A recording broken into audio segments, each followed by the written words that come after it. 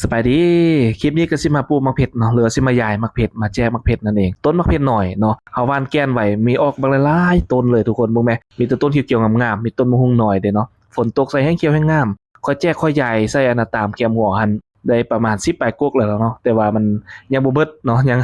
อยากปลูกต่อเพราะยังเบี้ยน้อยครับป้าไว้ก็สิบ่ได้เฮ็ดหยังเนาะมันก็สิตึบกันอยู่หั่นบ่เป็นมากบ่เป็นกกอะนะเดี๋ยวเฮาสิเอาเขาจกแล้วก็เอาส่วนมาเสียหญ้ามาหว่ายหญ้าตามกลางทางบ่แม่นกลางทางเนาะตามแคมทางแคมหัวนี่เนาะเบื้องอันน่ะที่ว่าโกงกันข้ามเฮาหัวส่วนอันน่ะเบื้องขวานี่แม่นเฮาปลูกเสร็จแล้วเนาะหว่านผักหอมแดแล้วก็ปลูกเบี้ยมะเพ็ดใส่ได้ประมาณ10ปลายกกนี่แหละเนาะแล้วเฮาก็สิมาปลูกใส่อีกเบื้องหนึงทางเบื้องซ้ายนี่เพราะว่าอันน่ะบ่มีผู้ใดมาเสียหญ้าเนาะทางเจ้าของดินเพิ่นก็บ่โดนๆเพิ่นมาเนาะบ่ได้เสียหญ้าเสียหยังมีแต่เฮาได้อันน่ะเพียรได้อันนั้นเอาเนาะก็สิมาเสียหญ้าตามนี่ว่าปลูกหัวสิไข่ใส่กระบางงามๆทุกคนเนาะช่วงนี้แฮ่งฝนตกดุแด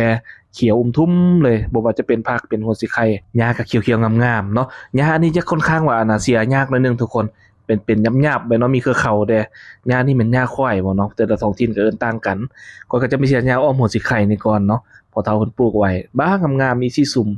ก็ฮักได้เด็ดได้กินอยู่เนาะเพราะบ่ได้ออกตลาดเด้อทุกคนหลังจากที่เฮาเสียหญ้าไปหน่อยหนึงก็สิแล้วเนาะ ก็เก็บหญ้าทิ้งไปตามมันนั่นแหละจังน้อยมันฮักเปื่อยฮักเน่าเองเนาะทำอิดค่อยว่าเขาจะเสียไปจนสุดพุ่นแหละเนาะหญ้าเขียวอมทุ่มพุ่นแหละแต่ว่าบ่ไหวเนาะปาดไปปาดมาเสียไปเสียมาฮอดนี้ก็เมื่อยหายใจฮอบละก็เลยสิเอาแต่ซ้ำนี้เนาะก็สิเข้าอยู่ประมาณ4-5กกนี่แหละสิปลูกไปแต่แถวเดียวเนาะคันเฮ็ด2แถวพัดสิออกมานอกทางโพดเวลารถมาเก็บขี้เหงื่อมานั่นพัดสิเหยียบเอาซะฟ้าก็อึมครึมคือฝนสิตกนี่เนาะก็ดีคือกันเพราะว่าน่ะเบี้ยมะเพ็ดเราจึงสิบ่แฮวเนาะดามส่วนคันส่วนก็สั้นโพดเนาะทางไปทางมาก็เมื่อย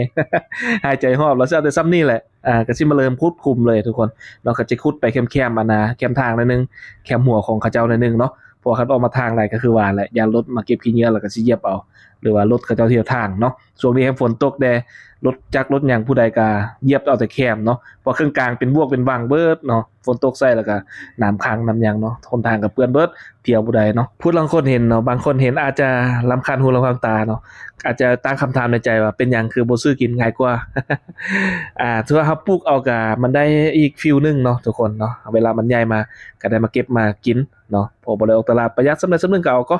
เนาะแล้วก็อันน่ะได้เสียยกเสียหญ้าได้เผาได้เพียรรดน้ำรดในเนาะพอมีเวียกเฮ็ดมีอันทำพอได้ออกกำลังกายยืดเส้นยืดเอ็นเนาะได้เบิ่งได้แยงหลังจากที่เราขุดคุมมันได้แล้วเนาะก็ได้แต่5คุมได้ทุกคนก็สิมาเอาเบี้ยมันไปปลูกเลยเนาะถ้าปิดว่าสิมาดึงออกเลยมันดินแก้นดินแข็งก็เลยอันน่ะย้านรากมันขาดเราก็เอาน้ำมาหดให้มันขี้ดินเปียกก่อนแล้วจึงดึงออกเนาะก็สิเอามาแต่5เบี้ยเนาะเพราะเราขุดได้แต่5คุมเด้ก็ยังหลายอยู่เนาะยังสิซอกมันปลูกเติมถ้าไว้มื้อหน้ามีเหือมีแห้งก่อนจึงสิเสียหญ้าไปสุดพุ่นแล้วจึงสิปลูกหญ้าไปเนาะคันผู้ใดทันเก็บกินก็เก็บกินนำกันนั่นแหละเนาะ บัดใหญ่มาบัดมันมากมาเนาะทุกคนแต่มื้อนี้ตอนนี้เอา5เบียร์5กกนี่ก่อนเนาะซ้ำนี้ก็เมื่อยพอแห้งแล้ว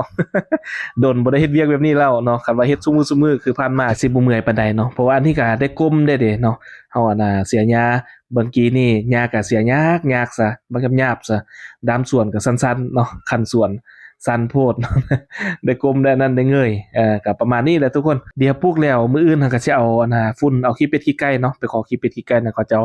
มาใส่เป็นฝุ่นเป็นหยังแล้วก็สิเอาขี้ดินดำมาถมกกตุ้มกกมันตื้มเนาะเพื่อให้มันมีวิตามินกินมันจึงสิได้งามจึงสิได้หยัด ฝนตกใส่มันก็งามเขียวอมทุ่มขึ้นแล้วเนาะปลูกมะเพ็ดยามนี้ถือว่ารอดใหญ่หมดทุกกกนั่นแหละเนาะพอฝนตกใส่แล้วมันก็บ่แห้วบ่อันนั้นเนาะทุกคนตอนนี้เราก็ปลูกแล้วเป็นที่เรียบร้อยได้5กก5กอเนาะ5คุม ก็สิได้ประมาณนี้เนาะเบี้ยมันก็งามๆเขียวๆส่วนแถวนี้แม่นตัวที่เราปลูกไว้ในอนาทิตย์ก่อนๆนี้เนาะถือว่าติดเบิดทุกกกแล้วบ่นี้เราได้7กกเนาะทุกคน ปลูกเรียบซ่าไปตามทางนี่แหละเพราะบ่มีที่เนื้อที่ดินสิปลูกเนาะหว่านแก่นมันไหวแต่บ่มีดินปลูกเฮ็ดสวนส่วนอนาแคมหัวทางเบื้องเฮือนเฮาฝากทางทางเบื้องเฮือนเฮาแม่นเฮาก็ปลูกผักหอมบางอย่างเด้เนาะตัวคลิปก่อนๆที่ค่อยอันน่ะลงคลิปให้เบิ่งเห็นนั่นตัวนั้นก็ได้10ปลายกกเนาะ17 18กกรวมกันฮอด20 30กกถ้าว่ามันใหญ่มันมากหมดทุกกกนี่โอ้โธทุกคน พอได้ปิดขายพุ่นแหละเนาะบ่ว่านับแต่กินแหละได้ปิดขายได้เฮ็ดเป็นอันนะได้เฮ็ดมะเพ็ดแห้งไว้พุ่นแหละเนาะ เดี๋ยวเป็นจังได๋สิมันมาอัปเดตให้เบิ่งเด้อขอบใจหลายที่ติดตามรับชมจนจบคลิป